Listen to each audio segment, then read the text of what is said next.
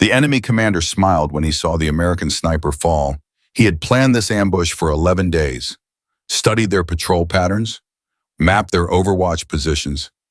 He knew exactly where to hit first, and he did. One shot, one seal down.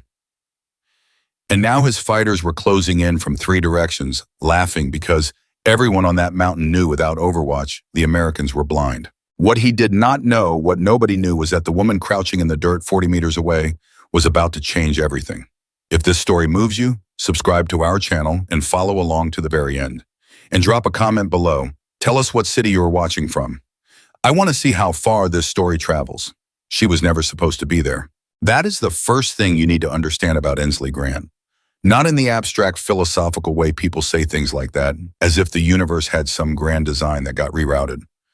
No, Ensley Grant was not supposed to be anywhere near a live firefight on a frozen mountainside in eastern Afghanistan, because the United States Army in all its bureaucratic precision had placed her exactly where she belonged, behind a supply manifest inside a logistics office, counting bullets that other people were going to fire. She was a 92A, an ammunition handler, a supply specialist.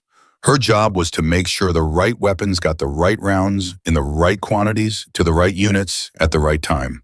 That was it. That was the whole mission, and she was extraordinarily good at it. At 24 years old, Ensley Grant had built a reputation at Forward Operating Base Griffin that was almost comical in how specific it was. The guys called her the accountant.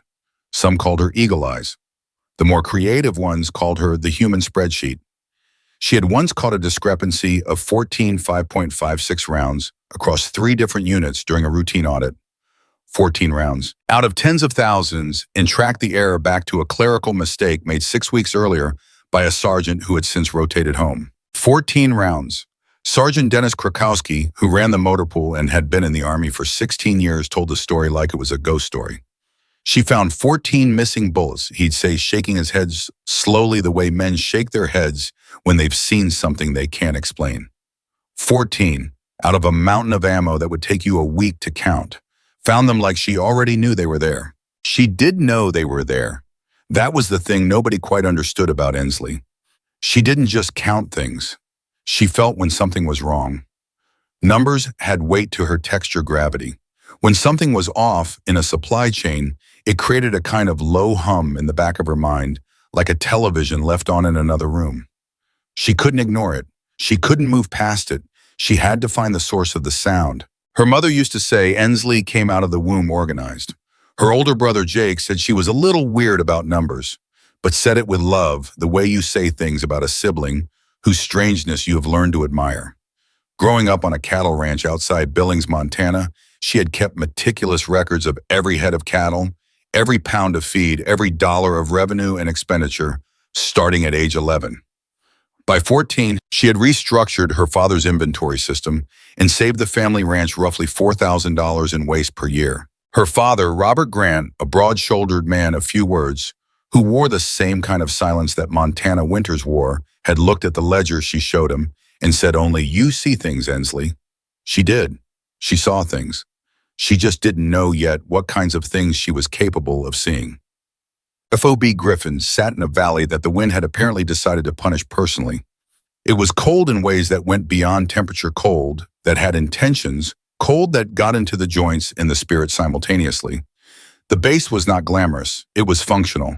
Prefab structures, gravel paths that turned to mud in certain lights, the constant sound of generators, the constant smell of diesel and instant coffee, and the particular human musk of people who work too hard in too little space. Ensley had been at Griffin for 8 months when Master Sergeant Callahan Morris first paid attention to her in a way that wasn't about supply requests. Morris was 43 years old and looked 55. 2 tours in Iraq, 3 in Afghanistan, 1 in a place the Army officially had no record of. His face was the kind of face that had forgotten how to be surprised, and his hands were the kind of hands that had done things they weren't going to discuss in polite company. He was a combat veteran in the truest, deepest sense of the word, not the performance of it, not the aesthetic of it, but the actual lived reality of having been in situations where the margin between alive and dead was measured in fractions of a second and fractions of an inch. He was also, in the quiet hours when nobody was watching, a deeply observant man. He had noticed Ensley Grant 3 months into her deployment, not because of anything she said or did in front of him directly, but because of where he found her standing one afternoon. She was on the north perimeter wall looking out at the terrain, not looking the way soldiers on perimeter duty look, scanning mechanically, checking boxes, thinking about dinner. She was looking the way a chess player looks at a board. Still, concentrated. Her eyes moving in a pattern left to right, near to far, pausing at certain points, then moving again. Morris watched her for almost 4 minutes before she noticed him. When she did, she straightened up, immediately embarrassed, like she'd been caught doing something she couldn't explain.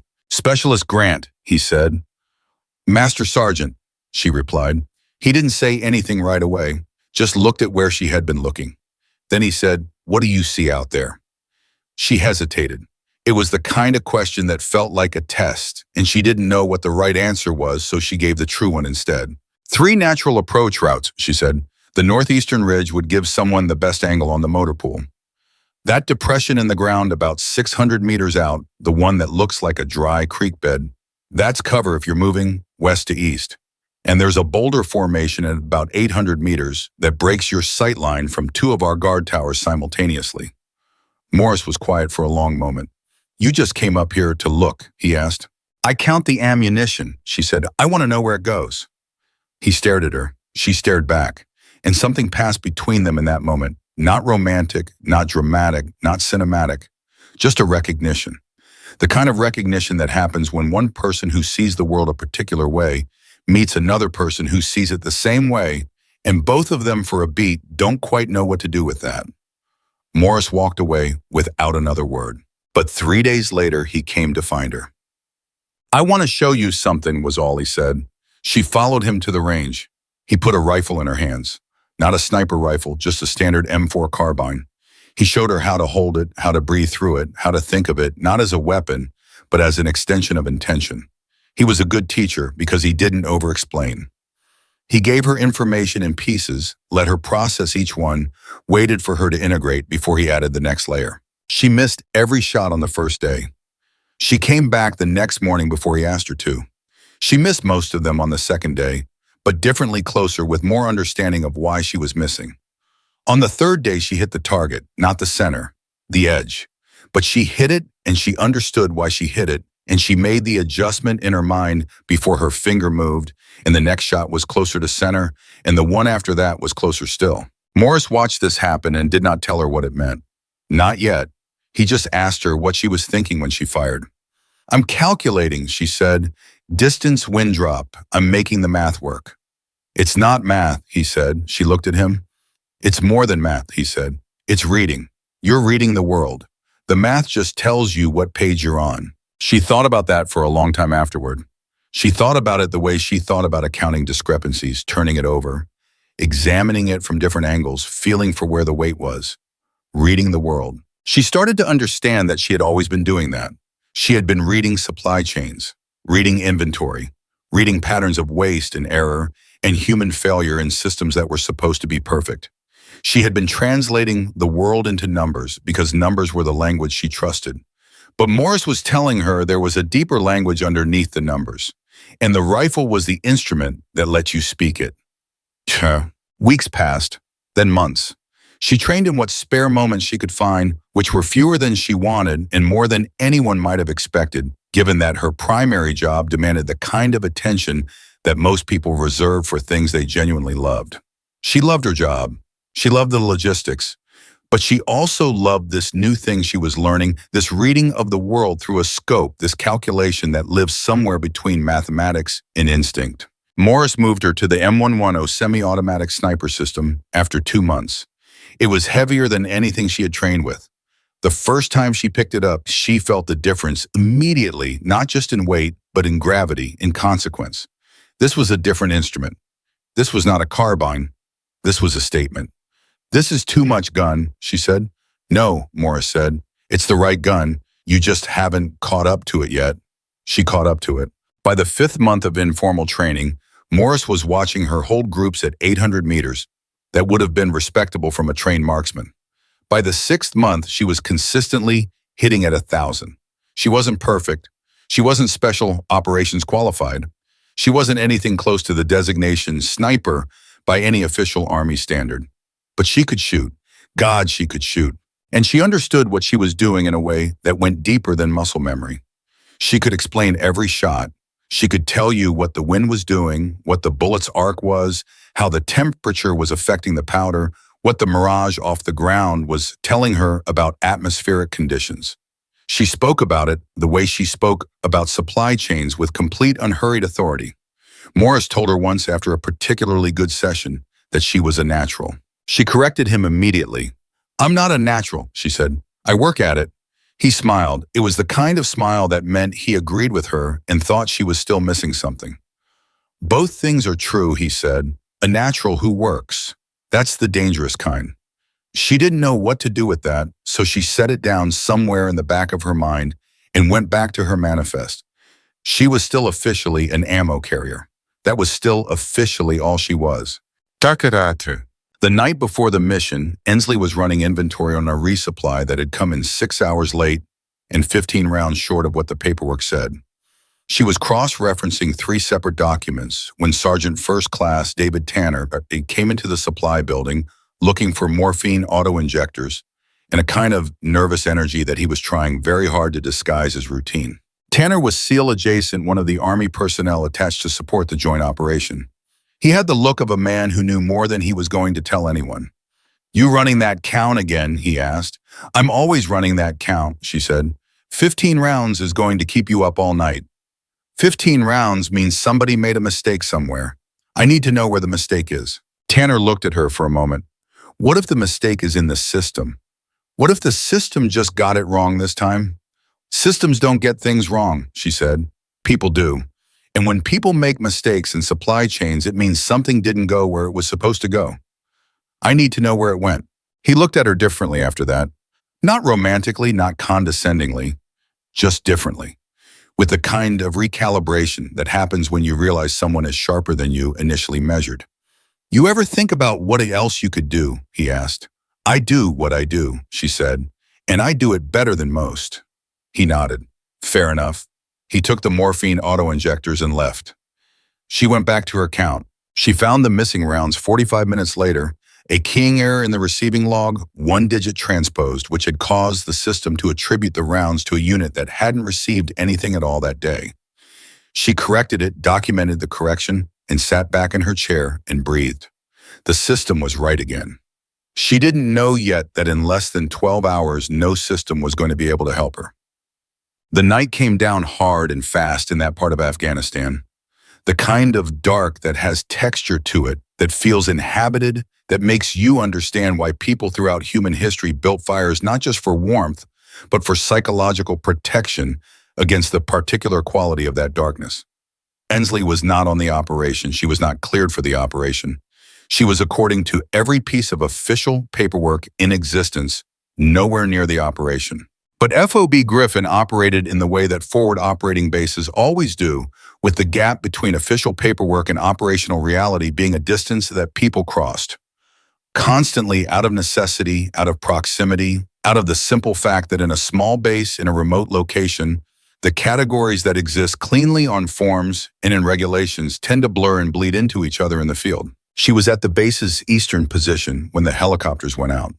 She watched them lift and bank and disappear into the dark. And she felt something she couldn't name, a low-frequency worry, the same hum that supply discrepancies made in her mind, but turned somehow toward those rotors, disappearing into the black sky. She told herself she was being ridiculous. She went back inside. She drank bad coffee and read over a supply projection for the following week's resupply and tried to make the numbers settle her down the way they always did. They didn't. At 0147, the radio traffic changed. She wasn't supposed to be listening to radio traffic, but she was in the operations adjacent building, the one that sat between the supply depot and the communications hub, and in a structure that size with walls that thin, you don't have to be listening intentionally. Sound just arrives. And what arrived at 0147 was the sound of controlled chaos.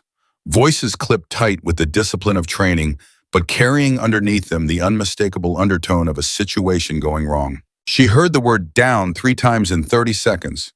She heard overwatch and then compromised, and then a phrase that made her stomach drop through the floor. We have no eyes. Repeat, we have no eyes. She was standing before she realized she had stood up. She was moving before she had made any conscious decision to move. She went to the door and looked out at the night and knew with the same certainty that she knew when a supply manifest was wrong, that something on that mountain was broken in a way that the people on the mountain could not fix by themselves. And the thing that was broken, the specific particular mathematical thing that was broken, was something that she might theoretically, catastrophically be able to fix. Her hands were shaking, not with fear, with the recognition of what she was about to do. She had spent 6 months learning to read the world through a scope. She had never imagined she would have to do it for real. She took a breath that was long and slow and deliberate, the kind Morris had taught her, the kind that started in the chest and settled into the stomach and grounded you to the ground beneath your feet. Then she moved, because out there in the dark on a mountain she had studied from a perimeter wall months ago, the system had a gap, and Ensley Grant had never been able to leave a gap alone. The radio crackled again. A different voice this time, lower, tighter. A voice using the last of its discipline to stay coherent. Someone get me eyes on that ridge. I don't care who. I need eyes on that ridge right now. She was already running. She ran the way she had never run in her life. Not the kind of running you do on a PT track in the early morning when the air is clean and the ground is flat and the only thing at stake is your time. This was the kind of running that happens when your body understands something your mind is still catching up to, that every second you waste is a second somebody on that mountain doesn't have. Her boots hit the gravel hard. The operations center was 40 meters from where she started. She covered it in less than 10 seconds, shoved through the side door, and nearly collided with Corporal Reyes, who was 22 years old, and had the look of someone who had been watching a situation deteriorate for the last 6 minutes and had run out of solutions. "Grant, what are you?" "The radio," she said. "Where's the mission feed?" Reyes blinked.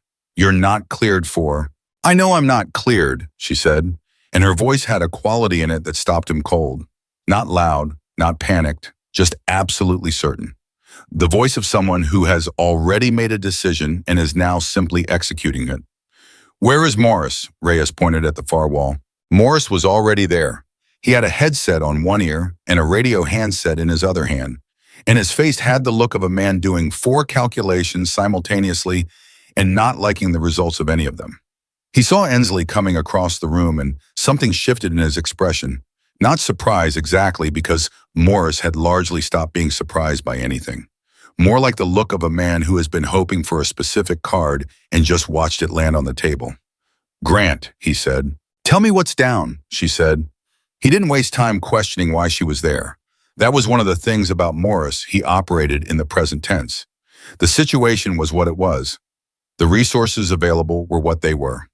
"You worked with both." "Petty Officer Second Class Rollins," he said. "Primary overwatch. He took a round in the upper chest approximately 9 minutes ago. He's breathing. He is not shooting." "Where is he positioned?" Morris pulled up the terrain map on the screen next to him and pointed. She looked at it for exactly 3 seconds. She had studied that terrain from the perimeter wall enough times that the map was almost redundant. She could feel the elevation changes in her memory. "The northeastern ridge," she said. "Yes. I know that position." Morris looked at her. "I know you do." There was a silence between them that lasted maybe 2 seconds and contained about a year's worth of conversation. "The team," she asked. 4 SEAL operators plus 2 Army attachments. They're pinned on the western approach to the cache site. Enemy element is flanking from the north and east simultaneously. They've lost comms with Rollins, which means they've lost eyes on the approach from the ridge. If that flank closes— He didn't finish the sentence. He didn't need to. She understood exactly what happened when a flank closed on a team that couldn't see it coming. The math on that was simple, brutal, and non-negotiable. "What's the wind up there right now?" she asked. He looked at the weather data on the adjacent screen. 8 to 12 knots variable, coming down from the north at about 20 degrees off axis from the primary engagement zone. She nodded slowly, processing. "I need the M110, she said. The room got very quiet. Not dramatically quiet, not the movie kind of quiet where everyone stops and stares. Just the practical, operational quiet of people who understand that something significant has just been said and are deciding how to respond to it. Reyes opened his mouth. Morris held up one hand and Reyes's mouth closed. You understand what you're saying, Morris said. It was not a question. It was not a Bahia. I understand exactly what I'm saying, she said. I am the only person in this building who has fired that weapon in the last 30 days. I am the only person who has trained at that distance, in that direction against that terrain. And right now, I am also the only option you have that isn't calling in air support that won't arrive for, she looked at him. How long? 18 minutes minimum, possibly 23. She spread her hands. Then we don't have 18 minutes. Morris stared at her for one long, measured beat. Then he said, Reyes, get her the M110 from the armory. Now, Reyes didn't move for a half second. Now, Corporal, Morris said, and his voice had the kind of weight behind it that moved people who were standing still. Reyes moved. Ensley was already checking her pockets. Gloves. She needed her gloves. Her hands ran cold at altitude, and cold hands affected grip, and grip affected everything that came after. I'm going with you, Morris said. You need to stay on comms, she said. I need to make sure you get to the position and that the team knows who's coming on their net. If you open fire from an unexpected position without identification, your own people will engage you. She stopped. He was right. She hadn't thought about that. She had been thinking about the rifle and the wind and the distance and the math of the problem.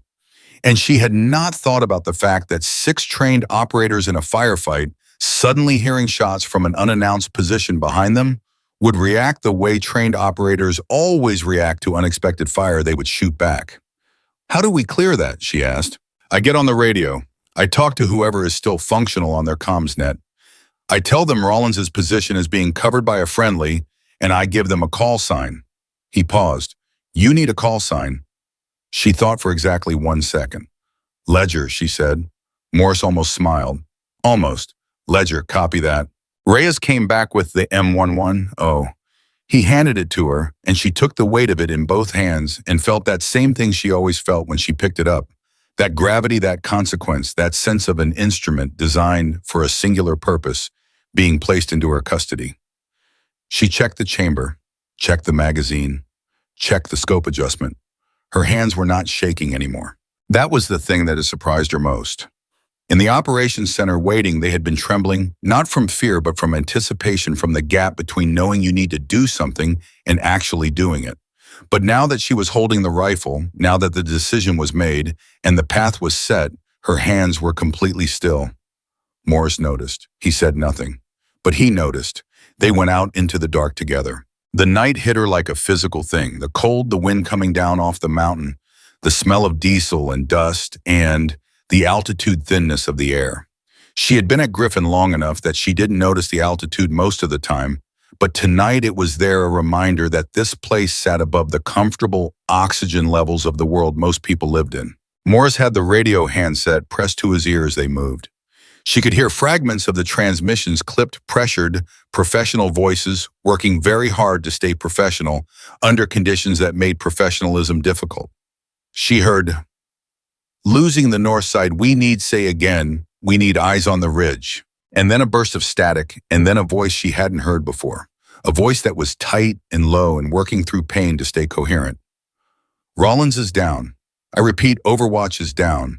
We have a gap at 300 to 600 on the northeast approach. Anybody who can hear me, we have a gap. She walked faster. Morris matched her pace. Into the radio, he said, Mongoose 6, this is Griffin Actual. We are filling the gap. Call sign Ledger is moving to Rollins's position now. Repeat, Ledger is friendly. Ledger is Overwatch. Do not engage from the Rollins position. Acknowledge. A pause, long enough that she counted it. Then Griffin Actual, confirm friendly call sign Ledger at the Overwatch position. Copy, we are acknowledging. Ledger is friendly, but Griffin Actual. Another pause, shorter this time, loaded with something she couldn't quite read. Who is Ledger? Morris glanced at her sideways. She kept walking.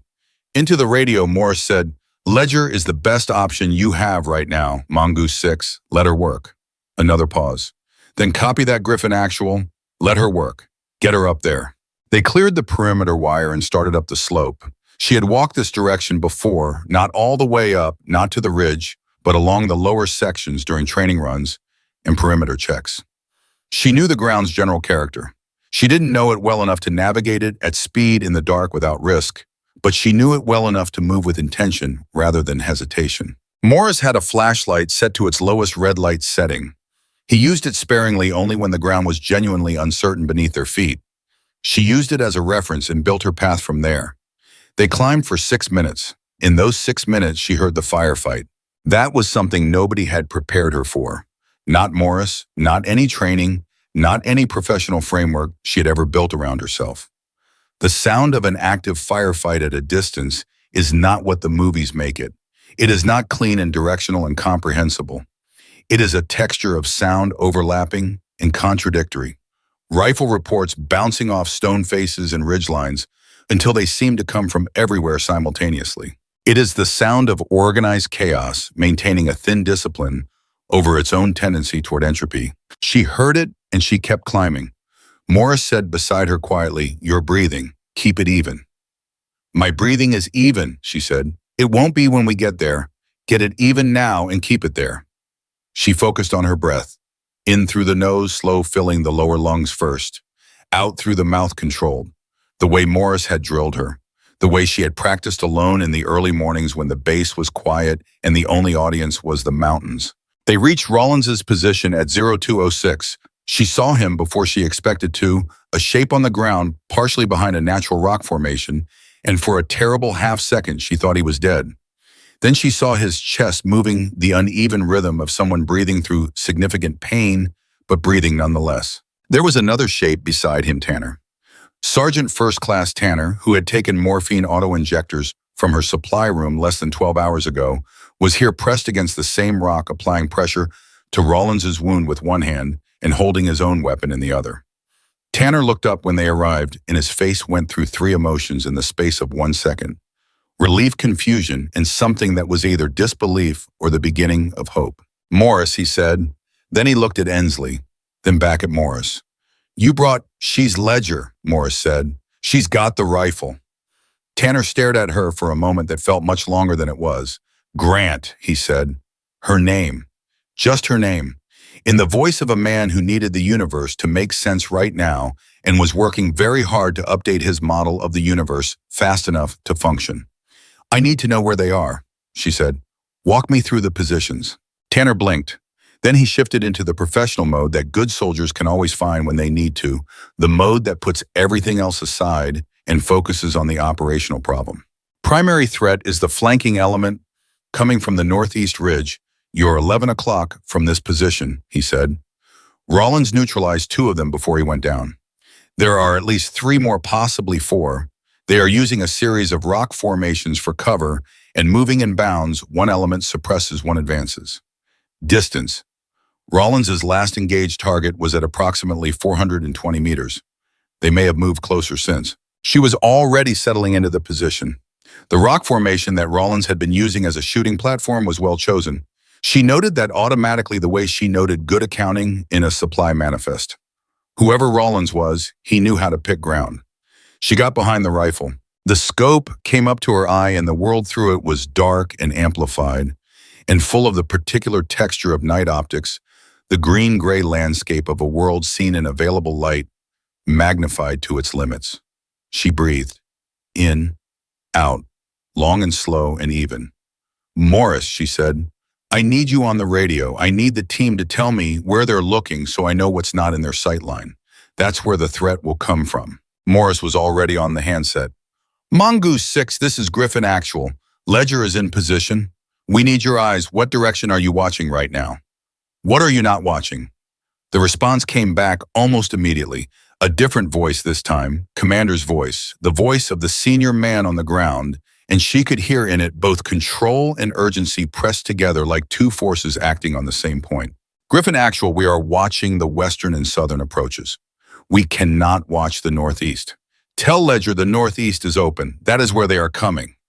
She was already looking northeast, and that was when she saw the movement. It was subtle, a shift in the pattern of the landscape, one element of the terrain behaving differently from the elements around it. A shadow moving against the grain of the wind. You could not have taught someone to see it from a classroom. You could only see it if you had spent enough time looking through a scope at enough ground to understand the difference between the world being still and the world pretending to be still. I have movement, she said. Her voice was level. Her hands were still. 400 meters slightly above the midline of my field of view. One figure, moving to my left. Tanner was on his own radio immediately. All mongoose elements, be advised, Ledger has eyes on the northeast approach. Do not advance northeast. Hold your positions. The voice from the ground came back. Copy Ledger, we are holding. Can she? A burst of fire close enough that the radio feed carried it. When the voice came back, it was tighter, higher in the register. Can she help us right now? We need her to help us right now. Ensley's eye was still in the scope. The figure she had seen had stopped moving. It was either taking cover or it was taking aim. She tracked it. She breathed. She let the crosshairs settle. Morris said very quietly directly beside her, "Your call." That was the moment, not the moment she picked up the rifle, not the moment she left the operations center, not the moment she stepped through the wire. This moment right now, with her eye in the scope and a human figure in her crosshairs and every calculation she had ever run arriving simultaneously in her mind, this was the moment. There was a part of her that was afraid. She did not pretend otherwise, not even to herself. There was a human part of her, the part that had grown up on a ranch in Montana counting cattle and tracking ledgers, that understood with complete clarity what she was about to do and felt the full weight of it. She breathed through that weight. She breathed through it the way Morris had taught her to breathe through every variable she couldn't control. Then she found the stillness underneath it. The same stillness that lived at the bottom of every good calculation. The place where the math stopped being noise and became signal. She squeezed the trigger. The rifle pushed against her shoulder. The sound rolled out across the mountain and came back at them from 3 different directions, fractured by the terrain, impossible to locate. In the scope, the figure was no longer moving. "Hit," she said. Tanner let out a breath that he had been holding for what seemed like several minutes. Morris on the radio, Mongoose 6 Ledger confirms 1 neutralized northeast approach. What is your status? The response came back, and this time there was something different in the voice. Something shifted. A quality that she would not be able to name precisely for a long time afterward, but that she would recognize when she heard it, the quality of relief landing on people who had stopped expecting it. Griffin Actual, tell Ledger, we copy, keep going. She was already scanning, because she had learned from Morris, from 6 months of training, from the deep instinctive logic that lived underneath everything she did, that a threat neutralized is not a threat eliminated. It is a threat responded to. And a threat that has been responded to will respond in turn. They were going to adjust. The flanking element was going to adjust. They were going to look for where that shot came from, and they were going to move in a direction that put them out of her current sight line, and she needed to anticipate where that direction was before they started moving. She thought about the terrain. She thought about the approach routes. She thought about where she would go if she were them, where the cover was, where the angle changed, where you could disappear from one position and reappear in another. She moved the scope left, 20 degrees. There.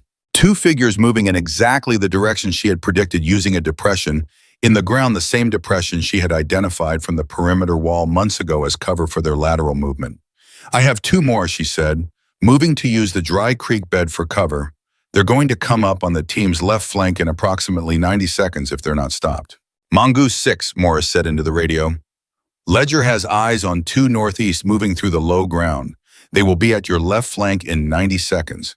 Can you reposition? Negative, Griffin. Actual, we cannot reposition. We are engaged on the south. Ledger is all we have on the northeast. She was already working the math.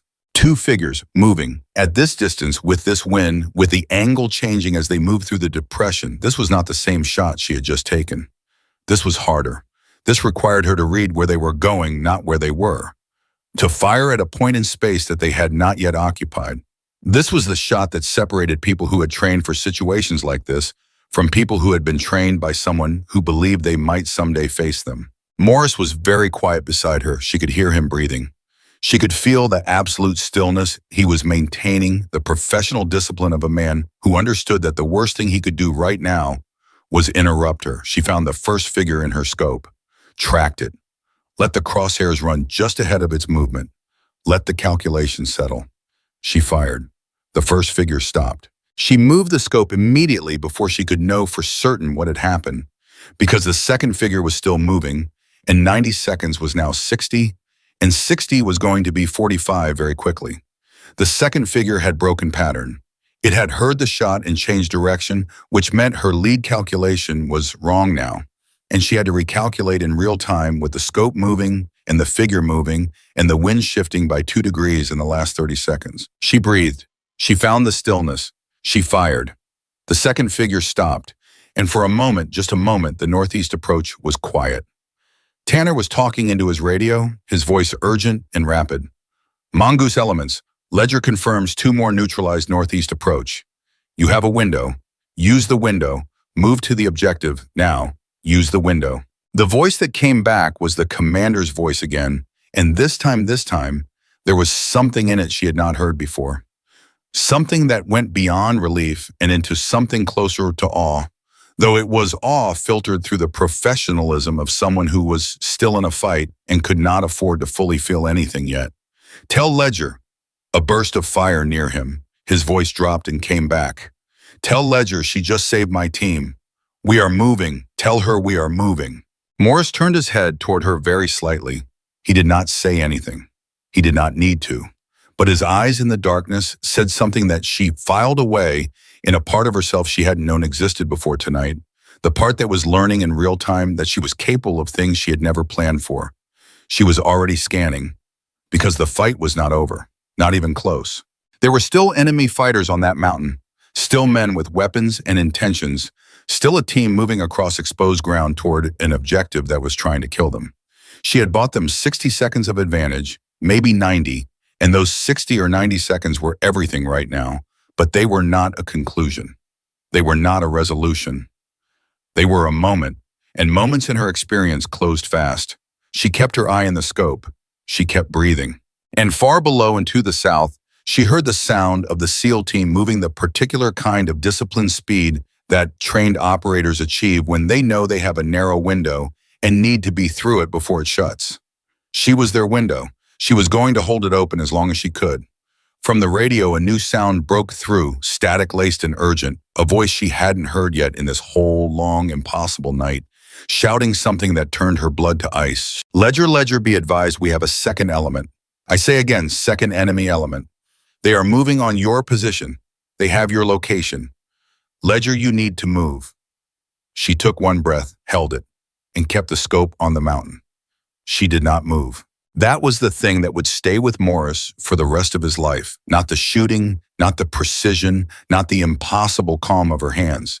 What stayed with him was that when the radio told her that enemy fighters were moving on her position, Ensley Grant did not move.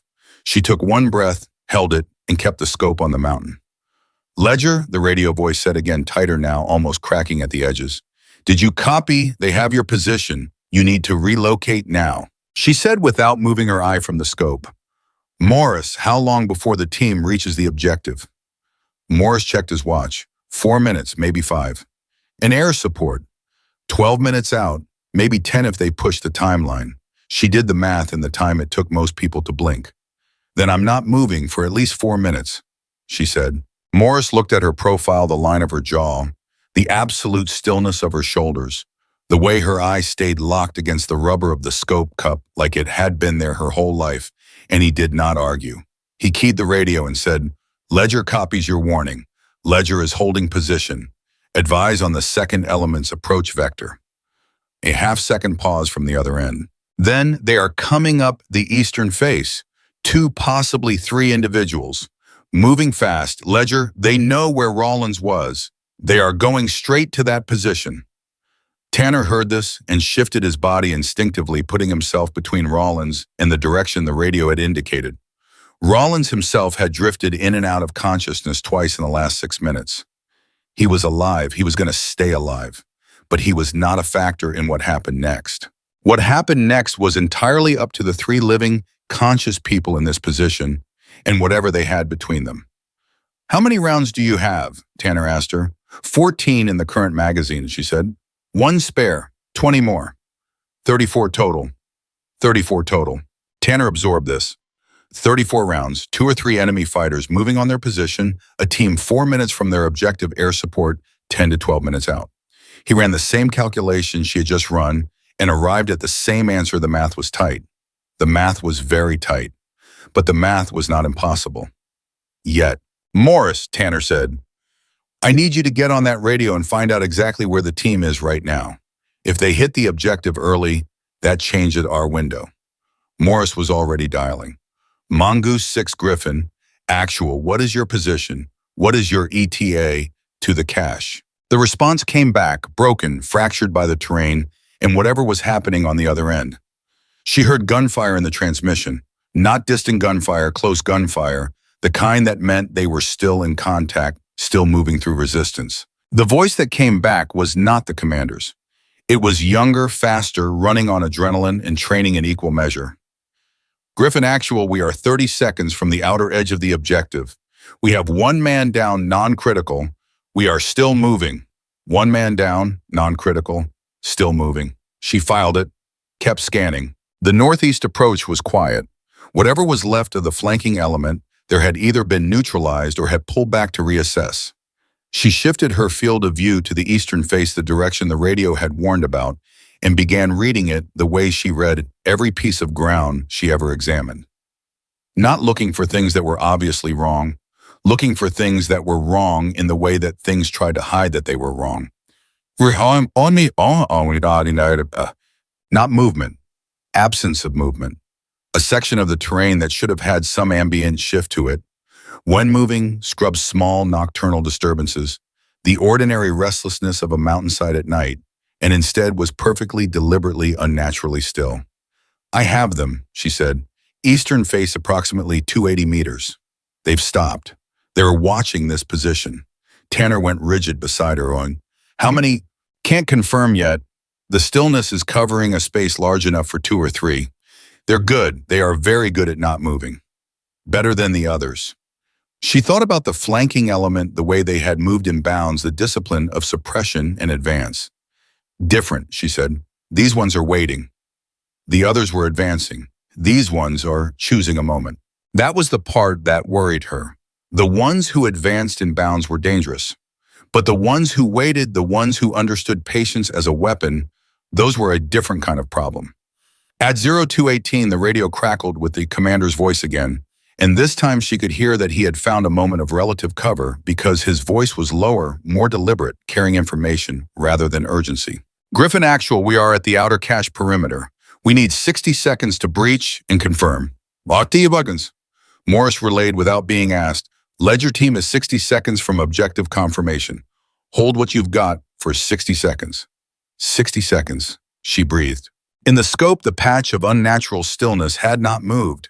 They were still watching, still choosing their moment, and she understood with a clarity that was almost physical that their moment was going to be the moment she was most compromised, and the moment she was most compromised was the moment the team began breaching the objective, because that was the moment every person in this overwatch position would be leaning forward, listening to the radio, unconsciously relaxing the peripheral awareness that kept you alive. They were waiting for that moment. She was not going to give it to them. Morris, she said quietly, when the team starts the breach, I need you to do something for me. Name it. Don't say anything to me. Don't touch me. Don't react to whatever comes over that radio. Whatever you hear, whatever happens on the objective, keep it away from me for 60 seconds. He understood immediately. Copy that. Tanner looked at her sideways. She could feel it without seeing it. Then he looked at Morris, and Morris gave him a small nod, and Tanner turned back to watching his sector without another word. She stayed in the scope. The mountain breathed around her. The wind was picking up slightly.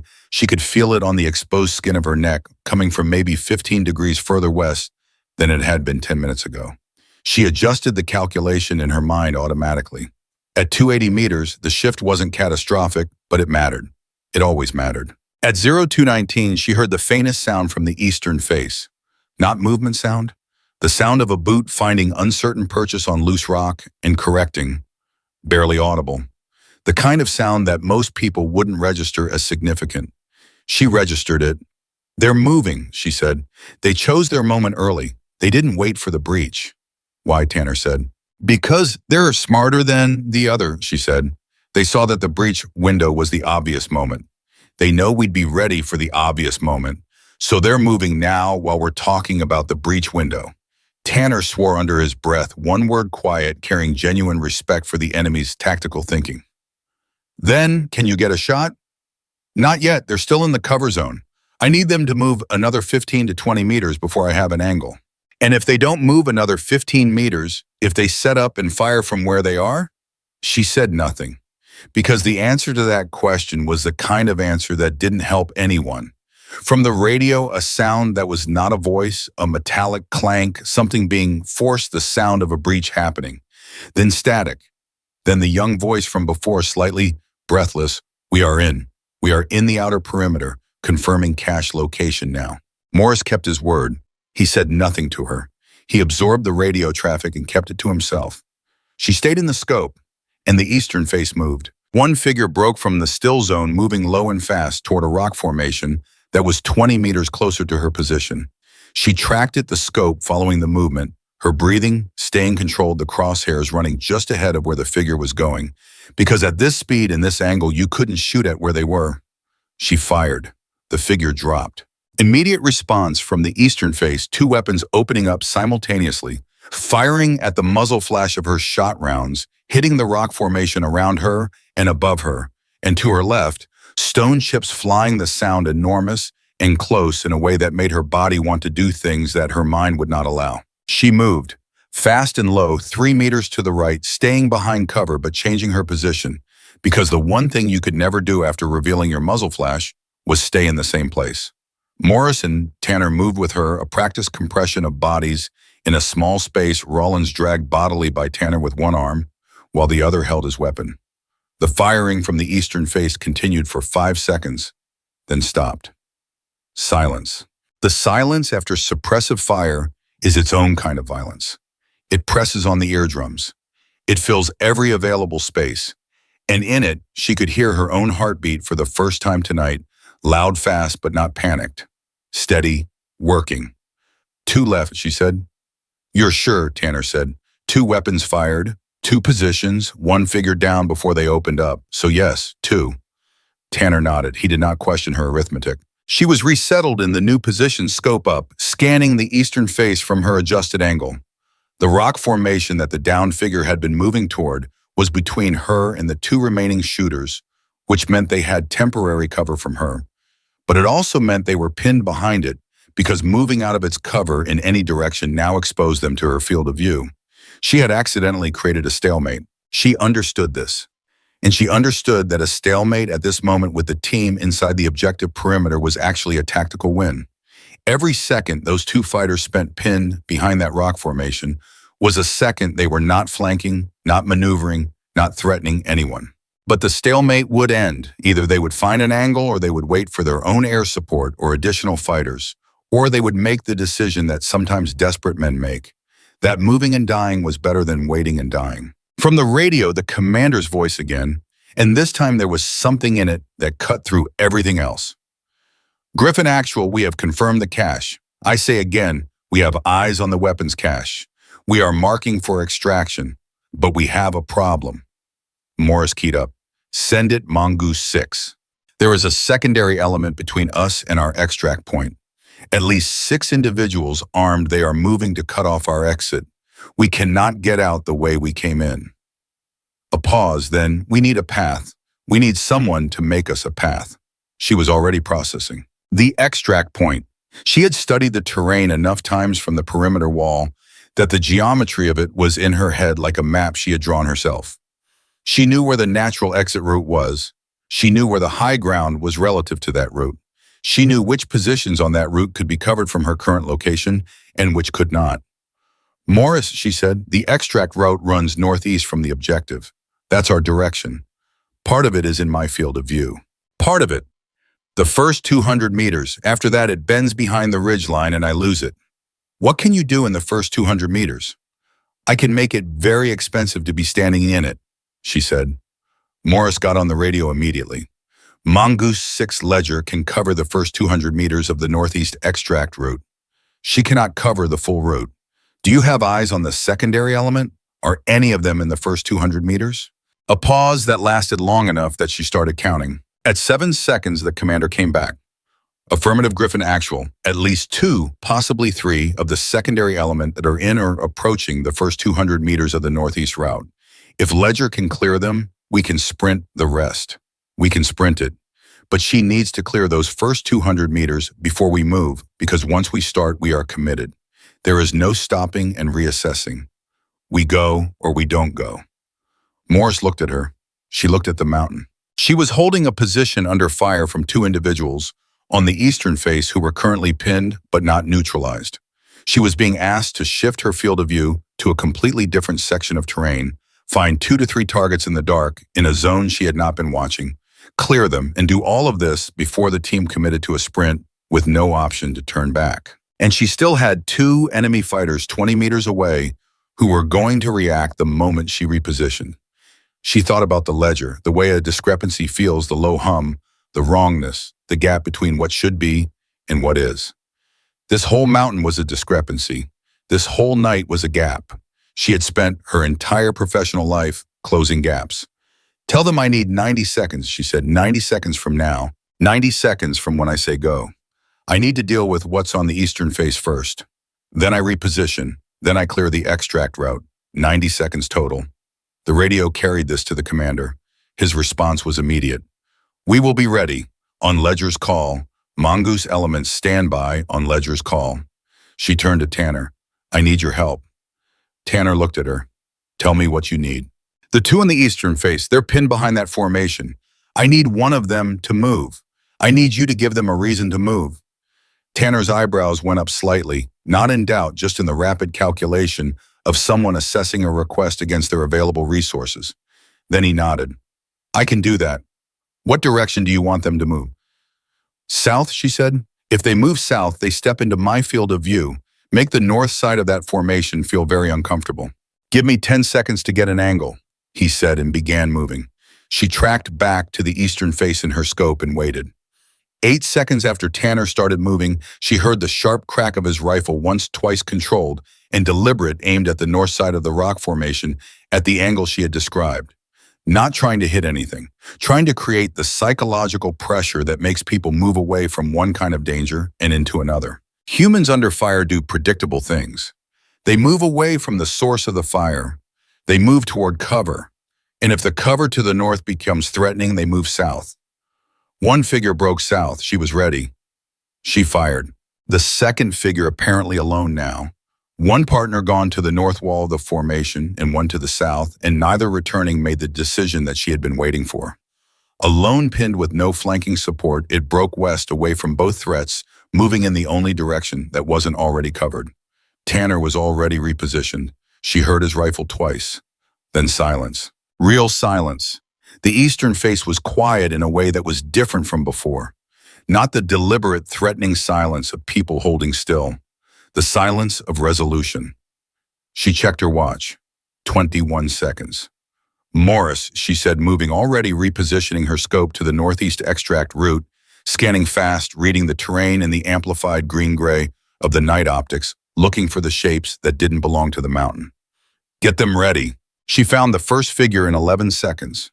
Confirmed the second beside it, both positioned at the bend, where the route became visible from her angle. They were facing northeast, watching for the team to come, not watching behind them, not watching the ridgeline position. That was their mistake. She fired twice in 4 seconds. Morris, she said, tell them to go. Morris, Mongoose 6, go. Extract now. Northeast route is clear. Go. And from the radio, the sound of boots. The sound of a team moving at full speed, committed, no turning back. Heavy breathing. Equipment rattling despite everyone's best efforts to silence it. The particular breathless rhythm of trained men running for their lives in the dark. She held on the extract route, watching, ready. A third figure appeared at the edge of her field of view, the 200-meter boundary, the edge of what she could cover, moving to intercept. She had 2 seconds, maybe 3, before it reached the running team. She fired. The figure went down at the boundary line. Then the team was through. She could hear it in the radio, the breathing changing, the footfalls becoming more controlled, the quality of the sound shifting from desperate sprint to directed movement. We are through the 200, the commander's voice said. And she had never heard relief sound quite like that before. Not the relief of someone who has been saved, but the relief of someone who has made it through and knows exactly how close the margin was. We are through. All mongoose elements continue northeast to extract point. Do not stop. She kept the scope on the mountain for another 30 seconds. Watching, reading, nothing moved. She lowered the rifle for the first time in what felt like a very long time, and she became aware all at once of several things she had not been aware of while she was shooting. Her knees ached from the position she had been in. Her right shoulder carried a deep, heavy soreness from the rifle's repeated recoil. Her mouth was completely dry, and her hands, the hands that had been perfectly still through every shot of this long, terrible night, were now in the aftermath trembling slightly. Morris saw it. He said nothing. He just reached into his jacket pocket and produced a water bottle and held it out to her, and she took it and drank without a word. From the radio at 0239, Griffin Actual, this is Mongoose 6 Actual. We are at the extract point. All personnel accounted for. Cache is marked. We are requesting extract. A pause, then quieter away from the operational voice. Tell Ledger, tell her all my people are here. Every single one. Morris held the handset toward her. She looked at it. She took it. She pressed the button and said, Mongoose 6, this is Ledger. Copy that? Good. She handed the handset back.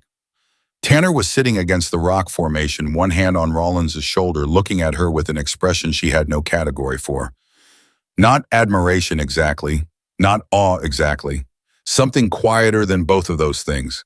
The look of a man who has just watched something he knows he is going to spend a long time thinking about. Grant, he said. She looked at him. You know this changes things, he said. She looked out at the mountain for a long moment. The dark was still total. The air was still cold. The mountain was still exactly what it had been before any of this started, indifferent, enormous, patient. It didn't care what had happened on its face tonight. It would be here long after all of them were gone. I know, she said. And somewhere in the distance, she heard the first faint thrum of rotor blades. The Apaches finally coming in from the south, late to the fight, but coming. She sat down next to Rollins and put her back against the rock and held the rifle across her knees and listened to that sound grow from a whisper to a promise. Her hands had stopped shaking. 2/2. The Apaches came in low and hard, and the sound of them was the most beautiful sound Inslee Grant had ever heard in her life. She heard them before she saw any sign of them, that deep rhythmic thrum that starts as a vibration in the chest before it becomes audible to the ears.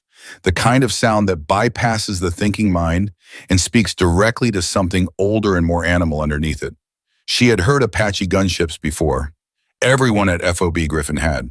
But she had never heard them the way she heard them tonight, as the sound of a problem being solved by something larger than herself. The sound of cavalry arriving after you have held a position alone for longer than you thought you could. At 0243, the first Apache came over the ridgeline and the mountain changed. The heavy chain guns spoke once, twice, 3 times in rapid succession, and the remaining enemy positions that had been probing the southern approach went silent in a way that was final and absolute. She heard it and felt it simultaneously, the concussive pressure of that firepower even at distance, something that pressed on the skin in the eardrums and reminded you very efficiently of the difference between what a person could do and what a machine purpose-built for violence could do. Tanner had Rollins partially upright now, one arm over his shoulder, both of them facing the direction the extract helicopters would come from. Rollins was conscious and had been for the last 4 minutes. His face was the gray-white of significant blood loss and the particular pallor of a man running on shock and stubbornness, but his eyes were tracking, and his voice when he spoke was coherent. Morris, Rollins said, looking at Inslee. No, Morris said. That's Grant.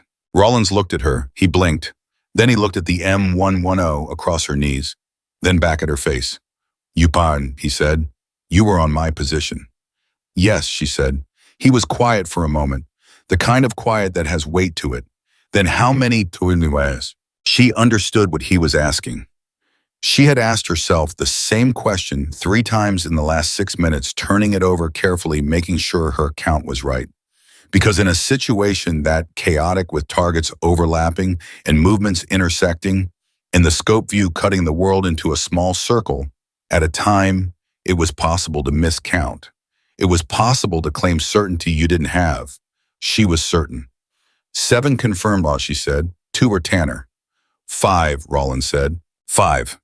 He looked at her for a long time. The Apache passed overhead, again lower this time, the downdraft hitting them like a physical hand. Nobody spoke until it passed. I've been shooting for 12 years, Rollins said finally. His voice was hoarse from pain and from the particular rawness that comes from spending a night breathing mountain air at altitude. That's a good night for me. She didn't know what to say to that. She said nothing.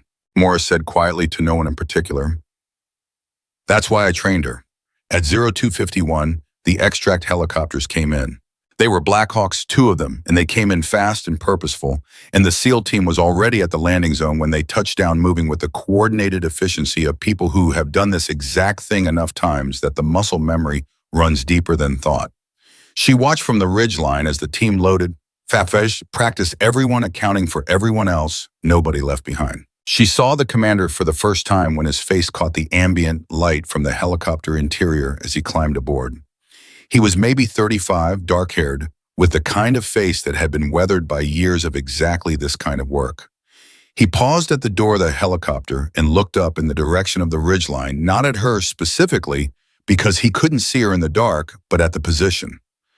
At the overwatch. At the place where someone had held the line for him tonight. He held that look for maybe 2 seconds. Then he climbed aboard, and the Black Hawk lifted. Ensley watched it go. She was still sitting against the rock with the rifle across her knees, and the cold working its way through every layer she was wearing. She was aware of being very tired in a way that hadn't been accessible to her during the fight. The adrenaline had been a wall between her and the exhaustion, and now the wall was coming down and behind. It was everything her body had spent tonight pretending it could ignore. Her shoulder ached deeply. Her hands were stiff. Her right knee had a bruise on it from where she had come down hard on a rock during the repositioning in Part 3 that she hadn't registered until this exact moment. It registered now with considerable enthusiasm. Morris sat down beside her, not ceremoniously, just sat down the way a person sits down when they are also tired and the immediate emergency has resolved and there is a moment that can be used for sitting. For a while, neither of them said anything. Then Morris said, "Your report is going to be interesting." "My report," she said. "Command is going to want a debrief.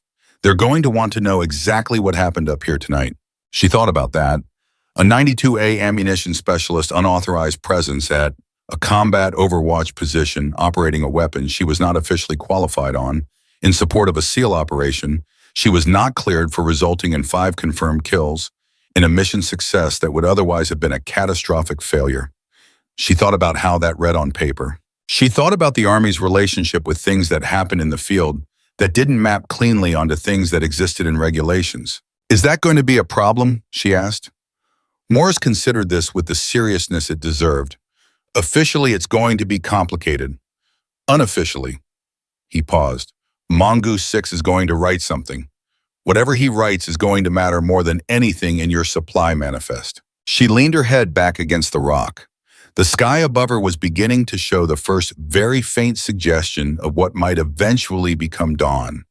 Not light yet, not even close, but a change in the quality of the dark, a thinning at the eastern edges that told you the sun still existed and was making its way back.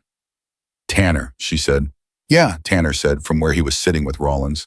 "How's he doing?" "He's going to be fine," Tanner said.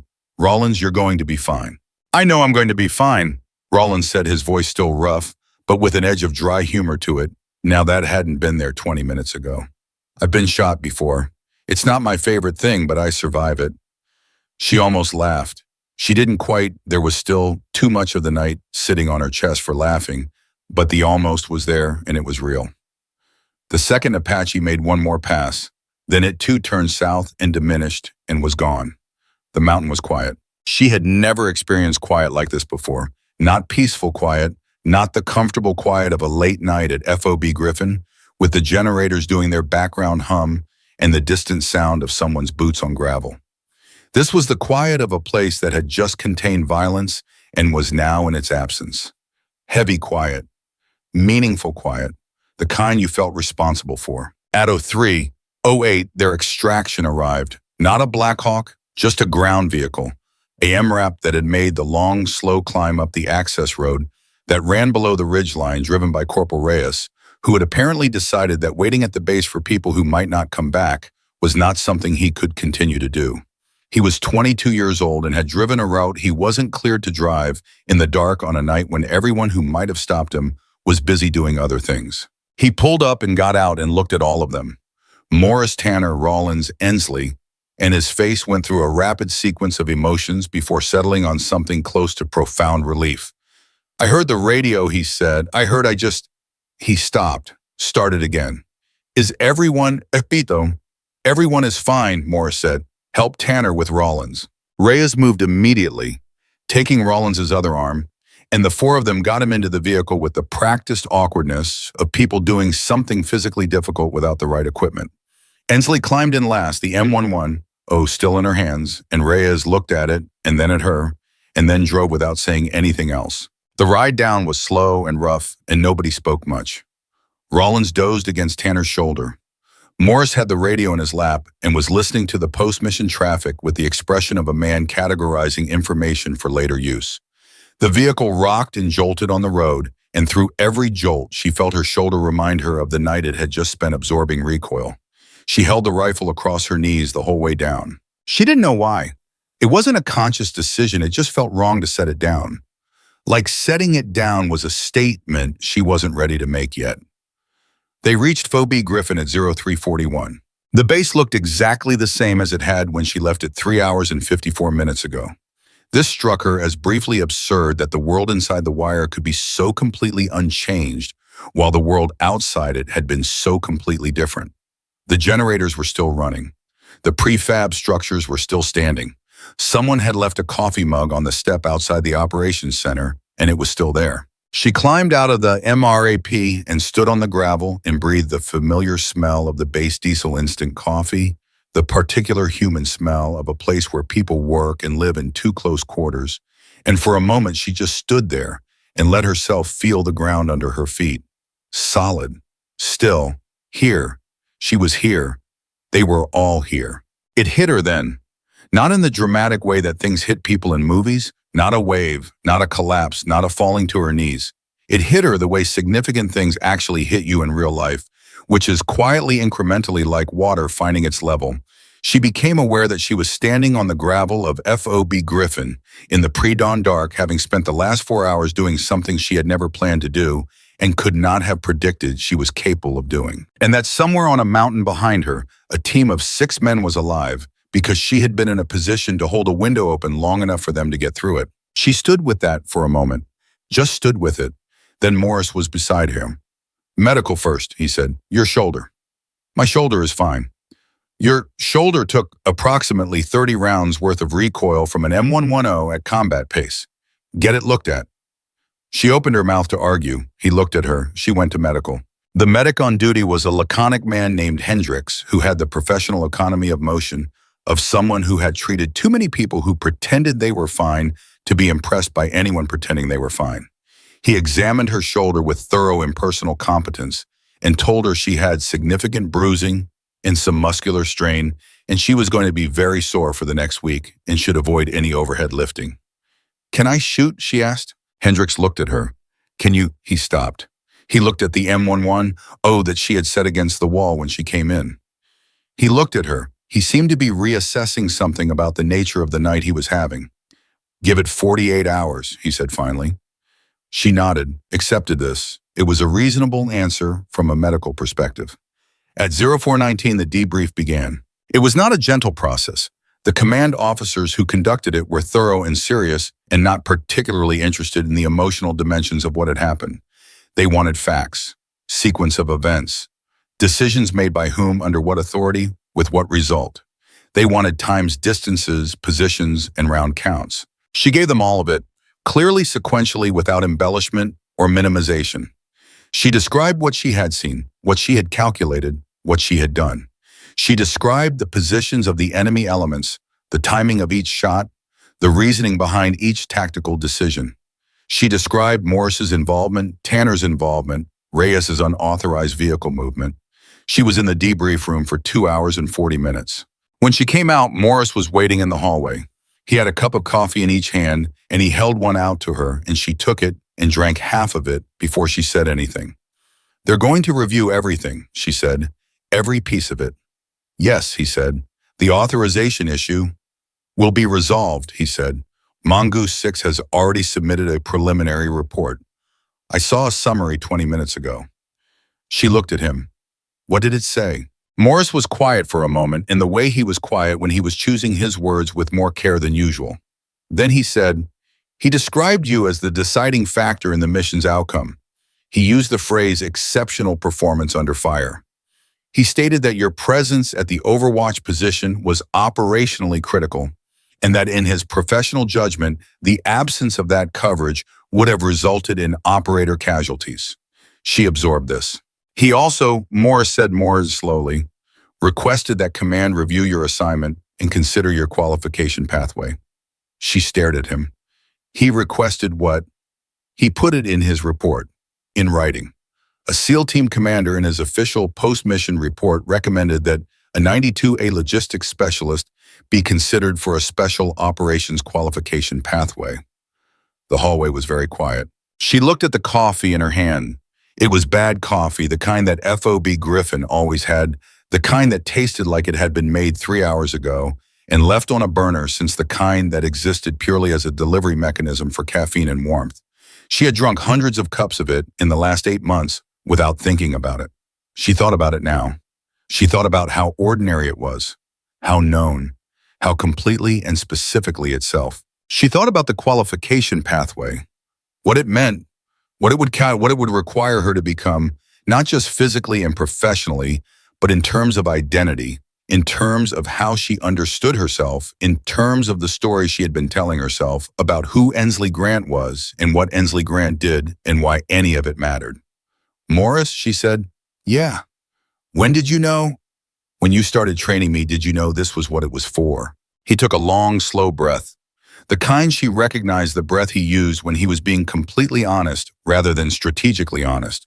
I knew you could do it, he said. I didn't know you'd have to. That's not the same thing.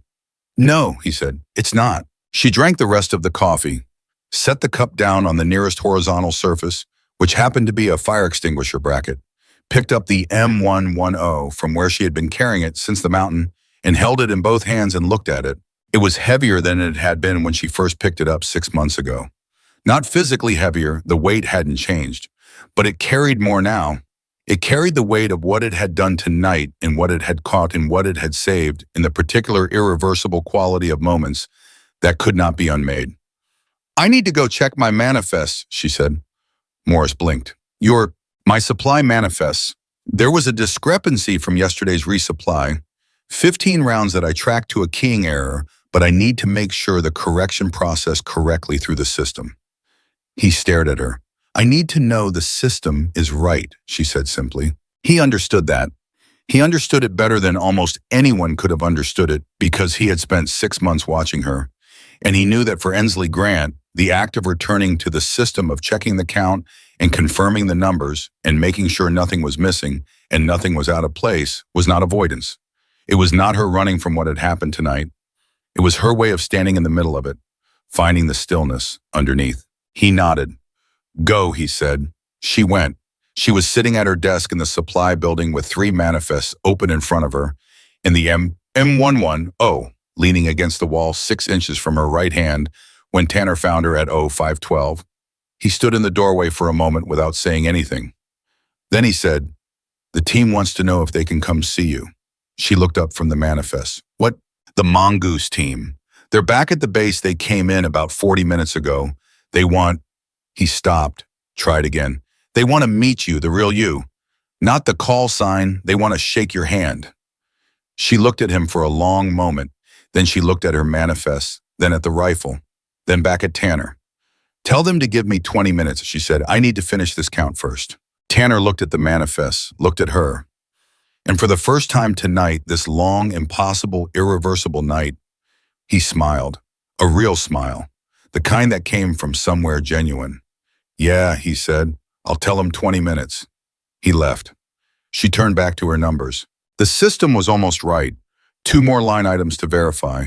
One small discrepancy she had already found and was tracking back through the receiving log following the chain of custody, the way she always followed it back to the source, Back to the moment where the mistake had been made, back to the human hand that had transposed one digit and set a small error in motion that only she would ever catch.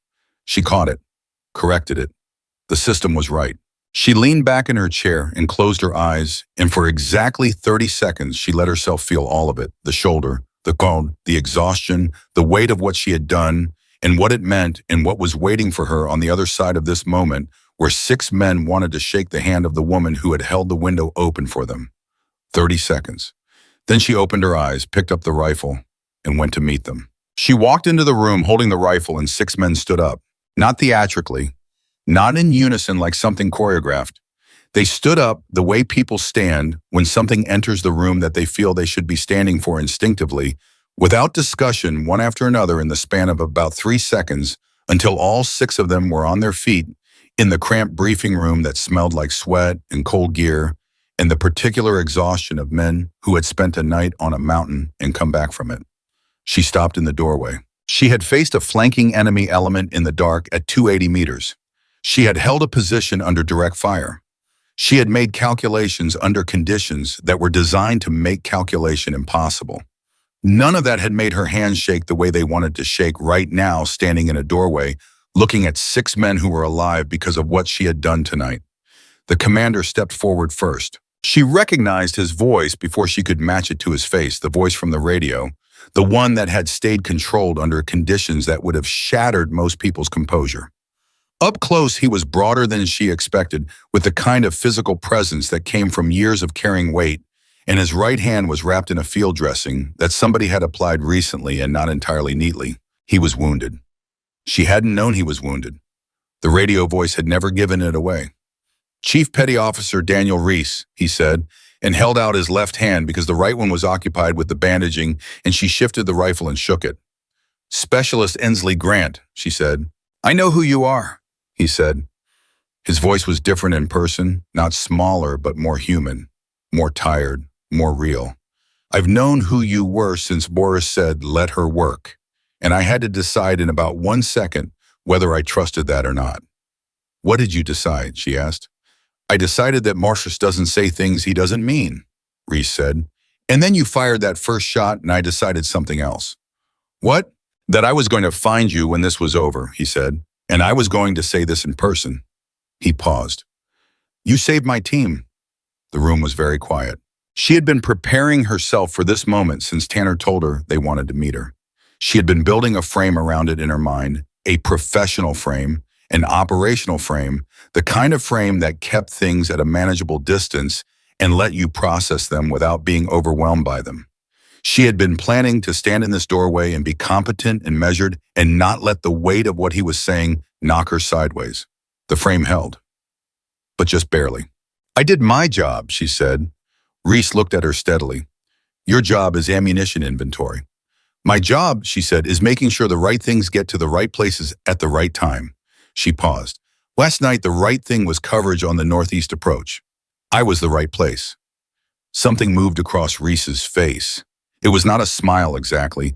It was the expression of a man who has just heard something that he is going to remember for a long time. Then the man to Reese's left said, "She's not wrong." This was a younger SEAL, maybe 26, with the wiry build of someone who had been running and climbing for years and had stripped everything non-essential from his body in the process. He had the kind of face that defaulted to expressionless and had to make a deliberate effort to show anything, and right now it was making that effort. "Petty Officer Marcus Webb," he said. "I was the one who told Reese you had his left flank at the extract point." He almost didn't believe me. "I believed you," Reese said. "You said, 'Are you absolutely certain?' 4 times, Webb said. That's not believing you. That's operational verification." "You said it 4 times, Chief." The room shifted just slightly, just for a moment, into something that was almost laughter. Not quite. The night was still too close for actual laughter. But the almost was there, and it was the kind of almost that told her these men had been together long enough to have shorthand for each other's edges, long enough to find the humor in their own fear now that the fear had resolved. She felt something loosen in her chest that she hadn't realized she'd been holding tight. The other 4 men introduced themselves one by one. Petty Officers Delgado, Kim, and Hargrove, and the last one younger than the others, maybe 23, with a healing cut above his right eyebrow that looked like it had been sustained recently and not addressed with any particular care. Said his name was Petty Officer First Class Aaron Blake, and he was the one who had been pinned in open terrain when the first shots of the night had been fired. "You cleared the northeast approach," Blake said. "The flanking element, that was my side." "Yes," she said. "I had about 60 seconds," he said. "Maybe less, before they closed that angle." She did not say anything. She knew the math. She had known the math at the time. "I have a daughter," Blake said. His voice was completely even. 8 months old. Her name is Lily. He stopped, started again. "I just want you to know that." The frame she had built held one more second. Then it didn't. She didn't cry. That is important to understand. She did not cry in front of these 6 men in this room because that was not who she was, and it was not what this moment needed. But something happened in her face that she could feel and couldn't control, a movement of something true and unguarded that she stopped being able to manage for approximately 3 seconds. Then she breathed, long, slow, deliberate. "Tell Lily her father came home," she said. Blake nodded. Once. The kind of nod that is also a promise. At 05:49, Reese asked her to sit down and she sat, and for the next 40 minutes they talked, not debrief talk, not the clinical sequence of events that she had given command officers 2 hours before. Real talk. The kind that happened when people who had been through something together finally had the space to be people, rather than operators. They told her what it had been like on the ground. She had heard the radio version, compressed professional, edited for transmission. The real version was different. The real version had texture and weight and the particular human detail that radios don't carry. Delgado told her about the moment the first flanking shot stopped. "We didn't know you had hit them," he said. "We just knew they stopped. And then Morris came on the radio and said Ledger was in position. And I said to Kim, 'Who is Ledger?' And Kim said, 'I have no idea, but she sounds like she's got this.'" "How did you know I was a she?" Inslee asked. Delgado blinked. Morris said, "Let her work," the her. She looked at Morris, who was standing in the corner of the room with his arms crossed, and the expression of a man who had been watching a long game pay out and was allowing himself exactly as much satisfaction as his professional dignity permitted. "You announced me as a her," she said. "I announced you as Ledger," Morris said. The pronoun was incidental. "It wasn't incidental," Webb said. "I'm going to be honest, there was about a 2-second period where the consensus on our net was that either Morris had completely lost his mind or we were about to find out that our best option was someone we did not expect." "Which was it?" she asked. "Both," Webb said. "Both things turned out to be true." This time the laughter came. Not the almost the real thing breaking loose from everyone in the room in the particular way that laughter breaks loose after genuine danger has passed, relief, finding an exit through the only valve available to it. It lasted maybe 10 seconds, and then it settled back into the room's natural weight, and everyone was slightly lighter for it. Rollins was there too. He had been brought in on a cot because Hendricks refused to let him walk any distance until he'd had more fluids and more time. But his mind was sharp, and his voice had recovered most of its normal register. He was looking at her from the cot with an expression she had been aware of since she walked in, but hadn't directly addressed. "You used my position," he said. "Yes." "How did you know it was a good position?" "I studied that terrain from the perimeter wall," she said. "I identified that formation as the optimal overwatch point 8 weeks ago." He stared at her. 8 weeks ago. "I studied terrain," she said. "It's the same as studying supply routes. You need to know where things come from and where they're going and what the choke points are." Rollins was quiet for a moment. Then he said, "I picked that position 2 hours before the mission based on a terrain analysis that took me 40 minutes. It was a good choice," she said. "You made the same choice 8 weeks earlier." "I wasn't planning to use it," she said. "I was just reading." He shook his head slowly, not in disbelief, in something closer to wonder. At 6:34, Reese asked her directly. He asked it the way direct men ask direct questions without preamble, without softening, with a kind of straightforwardness that respected the intelligence of the person being asked. "Command is going to offer you a pathway," he said. "Morris told me they discussed it during the debrief. Special Operations Sniper qualification. It would mean leaving logistics. It would mean a complete change of track." He paused. "I want to know what you are thinking." The room got quiet again. Not the loaded quiet of crisis, just the attentive quiet of people who were invested in the answer. She had been thinking about it since Morris mentioned the report in the hallway. She had been thinking about it while she checked her manifests. She had been thinking about it, she realized, in the back of her mind, underneath every other thought since she walked down from that mountain. "Can I ask you something first?" she said. Reese nodded. "Last night, when you were committed to the sprint, when your team was running that extract route and you couldn't turn back, what were you thinking?" Reese considered this. He was the kind of man who gave questions the weight they deserved, rather than answering before he'd thought. "I was thinking about my people," he said, "about getting them through, about the window staying open long enough."